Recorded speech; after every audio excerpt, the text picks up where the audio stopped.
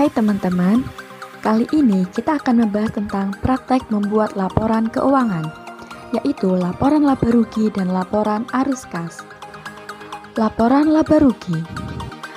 The main element of the income statement: revenue, expense, profit, and loss. The income statement presentation format, yaitu format bertahap dan format satu tahap. Yang pertama, laporan laba rugi bertahap. Akun yang terdapat dalam laporan laba rugi bertahap yaitu penjualan bersih, laba kotor, beban operasi, aktivitas non-operasi, laba bersih. And this is an example of the step-by-step income statement. Selanjutnya, laporan laba rugi satu tahap. Akun yang perlu kita ketahui dalam laporan laba rugi satu tahap yaitu pendapatan baik dari operasional maupun non-operasional dan semua beban-beban operasional maupun non-operasional. Dan ini adalah contoh laporan laba rugi satu tahap.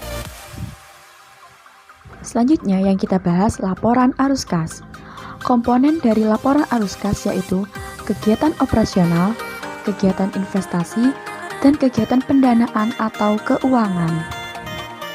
Cash flow statement. The cash flow statement has two methods, yaitu the direct method and indirect method, atau metode tidak langsung dan metode langsung. Untuk membuat laporan arus kas dengan menggunakan metode tidak langsung, hal yang pertama harus kita siapkan adalah membuat laporan laba rugi. Lalu yang kedua, mengumpulkan data neraca tahun lalu dan tahun sekarang. Setelah itu, bandingkan kedua neraca tersebut agar terdapat perbedaan kedua neraca. Sebelum memasuki langkah selanjutnya, kalian perlu mengetahui hal-hal yang termasuk dalam kelompok aktiva dan kelompok pasiva. Pada kolom aktiva, jika angka pada kolom aktiva netchange positif, maka terjadi pengeluaran kas. Sedangkan jika minus, maka terjadi penerimaan kas. Sedangkan pada kolom pasiva, jika angka pada kolom netchange positif, maka terjadi penerimaan kas. Dan jika minus, maka terjadi pengeluaran kas.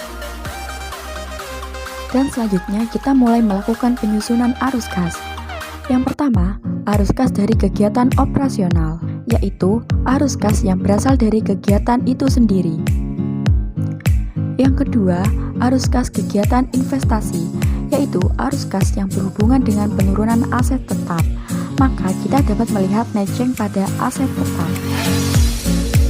Dan yang ketiga adalah arus kas kegiatan pendanaan atau keuangan, yaitu arus kas yang berasal dari transaksi yang mempengaruhi utang dan ekuitas perusahaan.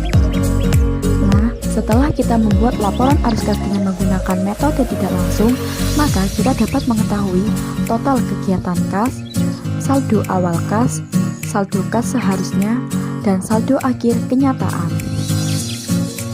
Sedangkan pada saat kita membuat laporan arus kas menggunakan metode langsung, kita perlu memperhatikan beberapa hal.